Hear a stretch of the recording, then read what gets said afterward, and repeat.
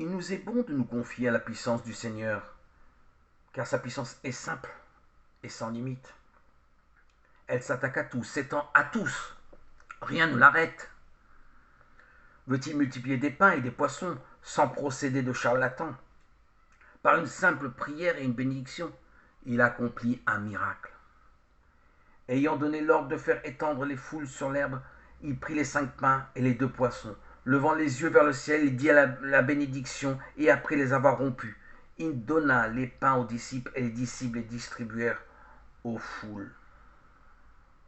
Or, ceux qu'ils avaient mangé étaient environ 5000, sans compter les femmes et les enfants.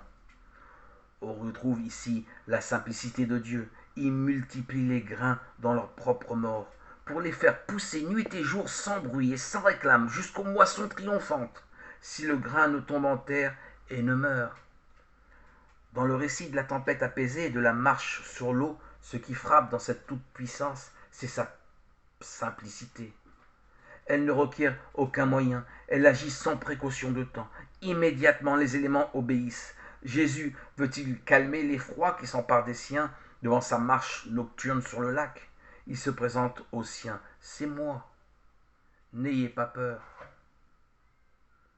L'évocation de sa personne ramène le calme et la confiance jusqu'à la témérité de Pierre. Dans cette scène de la tempête apaisée, de la marche sur l'eau et du repêchage de Pierre, Jésus est apparu si grand, si beau et si lointain qu'un seul mot monte aux lèvres des apôtres, qu'une même attitude les courbe tous. C'est le Fils de Dieu. Il faut l'adorer. Ceux qui étaient dans la barque se prosternèrent à ses pieds en disant « Vraiment, tu es le Fils de Dieu ».